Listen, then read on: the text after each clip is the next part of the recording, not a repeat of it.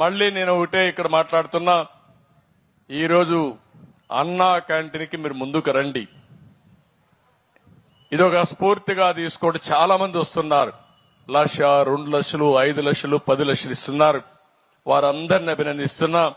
దీనికి అన్నా క్యాంటీన్స్ కి account number 378181650997 SBI account open చేశాం.